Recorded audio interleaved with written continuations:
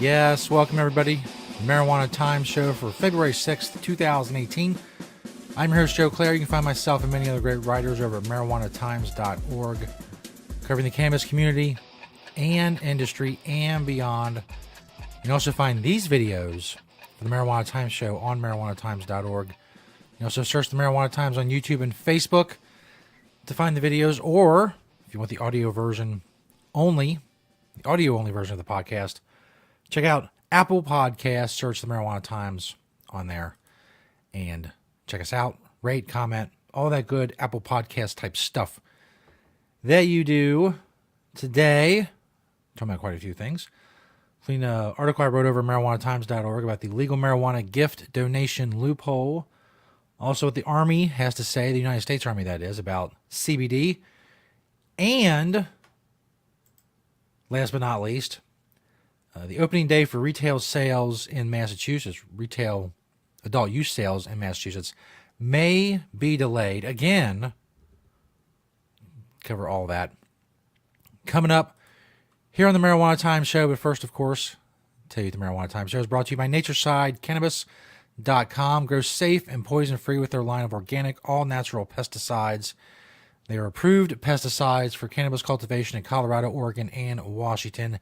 If you're in a state where it is legal for cannabis cultivation, you don't want to be putting harmful chemicals on your grow. You want to use safe, organic, all-natural pesticides, and you want to pass regulations and be regulatory compliant in the state that you're growing in. For all of that, you need Natureside Cannabis.com. Side is spelled C-I-D-E. Natureside Cannabis.com, a proud sponsor of the Marijuana Times Show. This first story, as mentioned, comes from marijuanatimes.org. The legal marijuana gift donation loophole is a story that I wrote over there. You go check it out. It's linked in the description, as are all of the videos, or all of those stories rather, that I talk about in these videos are linked in the description of the videos, so that you may go check them out for yourself. Now, you all know what this is. The legal marijuana gift donation loophole. Collectives were doing in California for years and years and years.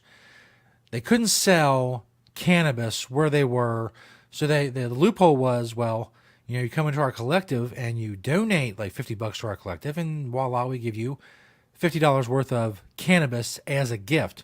This donations, charity places do this all the time. PBS, if you give to PBS, at least they used to. I don't know. This may be a 15-year-old reference. I'm not sure. But PBS has those drives for donations. If you donate a certain amount, you get a little prize. Maybe like they have DVDs and stuff now, but it used to be a tote bag. You get a nifty little PBS tote bag. So other companies are kind of taking this a little bit further. Some of them, like say you're a juice company, and you have juice, but you want to sell marijuana. That's really what you want to sell. So you advertise in one of these states where it's legal to gift marijuana, or to give marijuana as a gift, but it's not legal for you to sell it. So, at least you don't have a license to sell it, or whatever the case may be. So you advertise, this, well, hey, there's this bottle of juice. You want this bottle of juice? And they say, yeah, I want that bottle of juice. How much is that juice? They say this bottle of juice is $55. But, wink, wink, nudge, nudge. Juice isn't $55, obviously. So you'll get the juice, and maybe you'll get like, $50 worth of marijuana. Now, obviously, you get whatever they send you. You're not picking marijuana. It's a free gift. You're not buying the marijuana. You're buying a $55 bottle of juice. If it sounds ridiculous, that's because it is. But it's ridiculous in the sense that this has to be done. If things were less restrictive, then it wouldn't be, the loopholes like this wouldn't be found, because there wouldn't be people looking for the loopholes, because they wouldn't need the loopholes. They would just be opening and running a business or whatever. But instead, you buy a t-shirt. It's a $10 t-shirt, $15 t-shirt. Hey, you give us $70 for this t-shirt, and maybe get $50 worth of weed. Whatever, it's a little gift for your purchase of the t-shirt, or anything else that's legal to sell. And this is happening in a lot of states. It's popping up now in Massachusetts. It's big in Washington, D.C., where there are no sales. There's no sales yet in Massachusetts, so it's happening there. Wherever gifting is legal and selling is not, for, without a license or a period, then it's going to happen. Loopholes are going to be found. Ways are going to be found. And if the politicians shut down the loopholes, and there are other ways to be found. to get around it until you're back to either something incomprehensible or prohibition. You keep piling on laws until, well, it might as well not be legal at all, period. What's the point? There's so many laws and restrictions that's not really legal, so why are we worried about it? And that's where it ends up. That's where this whole cycle ends up. Go check that story out. MarijuanaTimes.org. This next story is from marijuanamoment.net. Army says CBD doesn't seem harmful, but bans soldiers from using it anyway. The U.S. Army hasn't seen any evidence that key marijuana component is harmful, but is prohibiting soldiers from using it anyway. Pure CBD oil has not yet been associated with adverse health effects, the Army said. Nonetheless, adding that, quote, soldiers are prohibited from using hemp or products containing hemp oil. Statement is part of a public health alert the Army released this week, warning that dozens of soldiers around the country have been sickened after vaping synthetic compounds designed to mimic the effects of marijuana. So basically, soldiers have been using these synthetic cannabinoids in these vape pens or whatever. They think it says CBD. It's labeled CD. Whoever they get it from is like, hey, this is CBD, which is obviously very safe. The Army admits that it's very safe. And of course it is. We all know that. We all know all about CBD over the last few years. There's been very few stories that have been as big as that in the cannabis community. So they're making it illegal anywhere. They're banning it anyway because some of this CBD stuff, it contains harmful chemicals, and they want to try to keep that away from the soldiers. The alert says CBD vape oils may contain synthetic cannabinoids, concentrated THC and or other hazardous compounds in addition to or in place of CBD oil.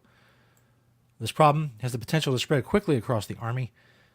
Although some vape oils claim to contain CBD oil, CBD, THC, and or synthetic cannabinoids, many vape oils do not disclose they may contain illegal or potentially hazardous substances, to include synthetic cannabinoids. So in other words, CBD may be laced with something else, or something else may be in it, or along with it, or replace the CBD totally. So stay away from all of it. It's basically what the Army is trying to get across. So there you go. Last story from CBS Local in Boston, boston.cbslocal.com. Opening day for recreational marijuana shops may be delayed again. You may remember, soon after the marijuana legalization bill passed in Massachusetts, a little after it was 2016. During the holiday season, few days after Christmas, a handful of legislators got together in Massachusetts, in the State House, and decided that instead of January 1st, 2018 for the start of legal sales in Massachusetts, it was going to be July 1st, 2018 for the opening day of recreational adult use sales in Massachusetts. The ballot question legalizing pot actually set the sales to start on New Year's Day of this year, which would have been a little over a month ago. And of course, it was pushed back to July 1st. Now, WBZ has learned that the state may not be ready by then either.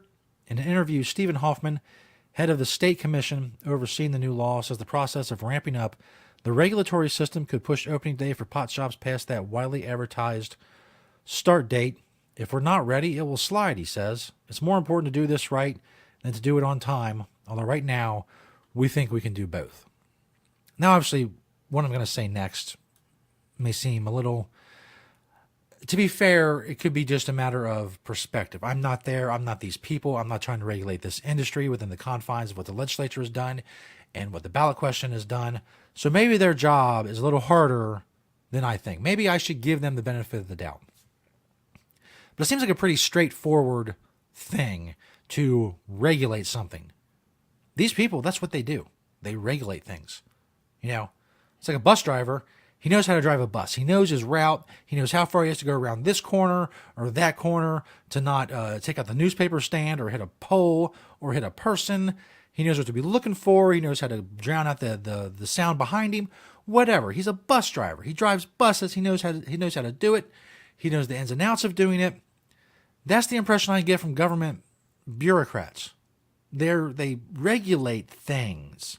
They put restrictions on things and then build the mechanisms needed to keep track and enforce all of these restrictions. Maybe again, they say, oh, well, this is marijuana, this is brand new. True, I'll grant that. But it's not that much difference in alcohol. Now, if the regulations, if you go out your way, if you're the state legislature, for instance, to make the regulations much different than alcohol, well, then that alcohol regulation experience really doesn't do you much good.